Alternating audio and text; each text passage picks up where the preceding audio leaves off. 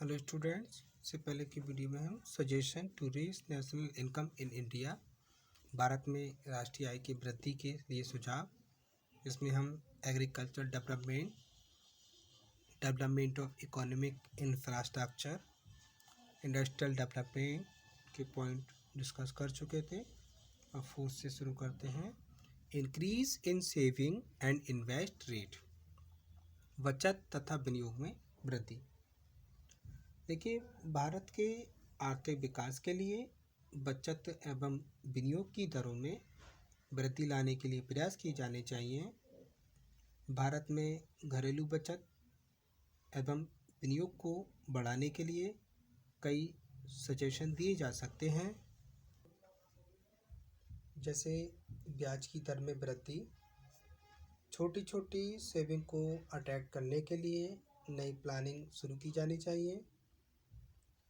सार्वजनिक क्षेत्र को अपने लाभ की दर बढ़ानी चाहिए। प्रत्यक्ष करों की दर को कम कर देना चाहिए। इन्वेस्टमेंट की अधिक से अधिक फैसिलिटीज़ देनी चाहिए। शेयर बाजार का विकास होना चाहिए। प्रोविडेंट फंड योजना का विस्तार हो। प्रोविडेंट फंड की दर में वृद्धि होनी चाहिए। जीवन बीमा का विस्तार हो। अनिवार्य जमा योजनाएं चलानी चाहिए। तो जो भारत के आर्थिक विकास के बचत और विनियोग की दरों में वृद्धि लाने के प्रयास कराएंगे। Next, reduction in capital output ratio, पूंजी उत्पाद अनुपात में कमी। भारत में कैपिटल आउटपुट रेशो 4.25 है, इसे कम किया जाना चाहिए। कैपिटल आउटपुट रेशो में कमी किए जाने के फलस्वरूप कम पूंजी का इन्वेस्टमेंट करने से भी मैक्सिमम प्रोडक्शन किया जा सकता है। भारत में कैपिटल आउटपुट रेशो को कम करने के लिए कुछ सजेशन दिए जा सकते हैं, जैसे नंबर 1, परियोजनाओं को पूरा करने तथा उनसे उत्पादन आरंभ करने में समय का अंतर कम होना चाहिए।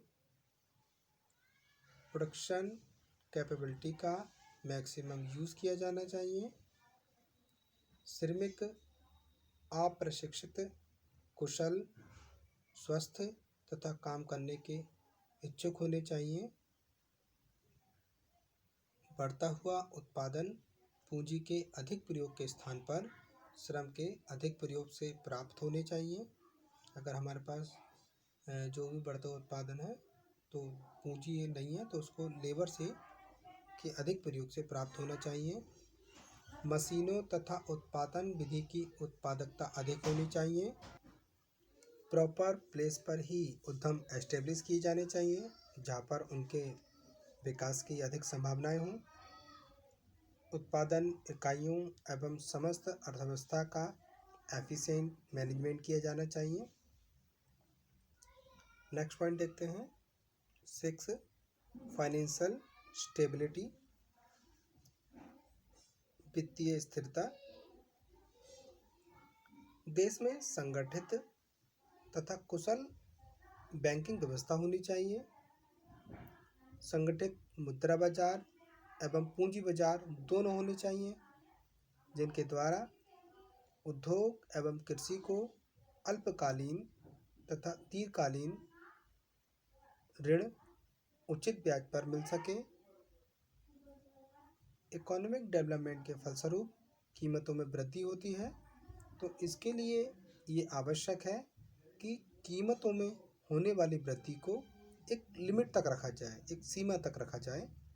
वास्तव में फाइनेंशियल स्टेबिलिटी इकोनॉमिक डेवलपमेंट के लिए एक महत्वपूर्ण निर्धारक कहलाता है। नेक्स्ट है पॉपुलेशन कंट्रोल, जनसंख्या नियंत्रण। देखिए, तीव्र गति से बढ़ती हुई जनसंख्या के कारण हम वांछित प्रगति नहीं कर पा रहे हैं।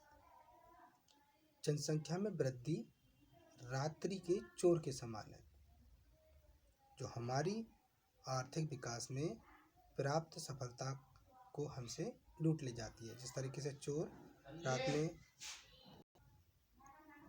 चोरी करके हमें लूट लेते हैं, उसी प्रकार जनसंख्या जो नियंत्रण है वो हमारी आर्थिक विकास में प्राप्त होने वाली सफलता को हमसे लूट ले जाती है। जैसे श्री MC छागला ने जनसंख्या में वृद्धि को आर्थिक विकास के रास्ते में रुकावट के तथ्य को बड़े सुंदर ढंग से बताया है। उन्होंने बताया कि यदि जनसंख्या को बढ़ने से ना रोका गया तो हमारी जो प्रोग्रेस है रेत पर लिखने के समान होगी, जिसको जनसंख्या की जो वृद्धि की लहरें हैं, जनसंख्या की वृद्धि की जो वेव्स हैं उसको मिटा देंगे। जनसंख्या की वृद्धि को सीमित करने के लिए कुछ बातें आवश्यक हैं, जैसे हमें अधिक से अधिक शिक्षा प्रसार करना चाहिए, लोगों को जागरूक करना चाहिए, क्योंकि जितना शिक्षा का प्रसार होगा, लोग शिक्षित होंगे तो जनसंख्या वृद्धि पर हम रोक लगा सकते हैं। बड़ी उम्र में विवाह का प्रस्ताव रखना चाहिए। जैसे इस समय जो शादी की उम्र 21 साल व 18 साल रखी गई है, तो इसका जो उम्र का जो रेशो है, दायरा है, उसको बढ़ा देना चाहिए। सामाजिक सुधार रखना चाहिए, परिवार नियोजन रखना चाहिए। भारत में पंचवर्षीय योजनाओं के अंतर्गत आर्थिक विकास के साथ साथ परिवार नियोजन कार्यक्रम को भी बल दिया जा रहा है, लेकिन अभी भी हम जनसंख्या पर पूर्ण रूप से नियंत्रण नहीं अपना पा रहे हैं। तो इसलिए तीव्र गति से बढ़ती हुई जनसंख्या को हमें रोकना चाहिए, ताकि हम आर्थिक विकास के रास्ते में आने वाली रुकावट को दूर कर सकें। नेक्स्ट पॉइंट, ह्यूमन कैपिटल और स्किल इंफॉर्मेशन, मानवीय पूंजी या कौशल निर्माण। ह्यूमन कैपिटल का मतलब होता है जनसंख्या के दिमागों एवं हाथों में निहित ज्ञान। मतलब जो ह्यूमन के अंदर जो दिमाग है, उसके अंदर जो ज्ञान है, हुनर है, उसको हम ह्यूमन कैपिटल कहते हैं। Human capital is the skill and knowledge embedded in the minds and hands of population. मानवीय पूंजी का निर्माण तब होता है जब लोगों को शिक्षा, स्वास्थ्य, प्रशिक्षण आदि की फैसिलिटीज़ प्रदान करने के लिए इन्वेस्टमेंट किया जाता है, ताकि अधिक से अधिक लोग शिक्षित हों, उनका स्वास्थ्य ठीक हो, उनको प्रॉपर ट्रेनिंग दी जाए।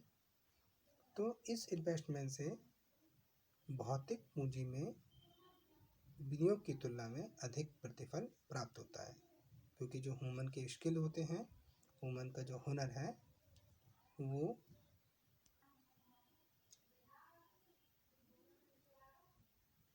आर्थिक विकास की जो प्रक्रिया है उसमें अधिक योगदान देता है।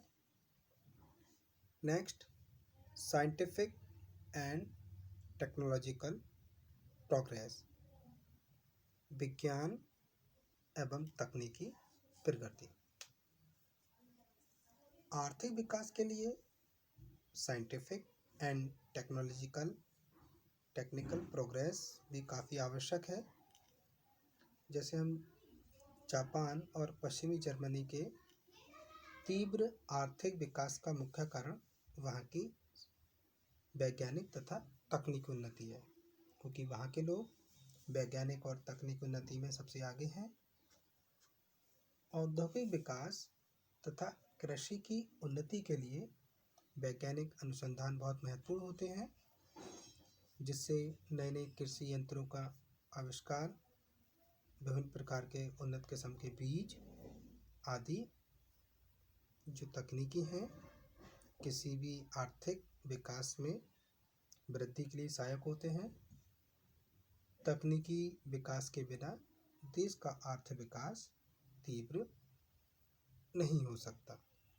ऐसे ही नेक्स्ट पॉइंट है डेवलपमेंट ऑफ विलेजेस, गांव का समन्वित विकास। देखिए, भारत की गरीबी कम करने के लिए, भारत की गरीबी मिटाने के लिए भारत के जो गांव हैं उन गांव की गरीबी मिटानी होगी। इसके लिए स्थानीय संसाधनों का प्रयोग करना होगा। विज्ञान और तकनीकी का उपयोग करके गांव का समग्र विकास किया जाना चाहिए। गांव में कृषि, खनन, उद्योग, परिवहन व सामाजिक विकास एक साथ किया जाना चाहिए। यदि वास्तव में गवर्नमेंट ग्रामीण विकास करना चाहती है तो उसकी विधान पालिका, न्यायपालिका, कार्यपालिका में उद्घटित व्यवहार को ग्रामीण उन्मुखी होना पड़ेगा। मतलब चाहे फिर विधान पालिका हो, न्यायपालिका हो, कार्यपालिका हो, वो ग्रामीणों के विकास के लिए, उनके उत्थान के लिए आगे आना पड़ेगा। ग्रामीण मूलभूत संरचना को सुदृढ़ बनाना होगा। उनकी जो भी मूलभूत संरचना है उसको अधिक से अधिक मजबूत करना होगा। ग्रामीण क्षेत्र में व्यापक संरचनात्मक एवं संस्थागत परिवर्तन लाने होंगे ताकि ये जो परिवर्तन होंगे वो किसी भी गांव के विकास के लिए सहायक होंगे। कार्यक्रमों का सामयिक मूल्यांकन करते हुए अपनी नीतियों को वास्तविक एवं परिणामोन्मुखी बनाना होगा।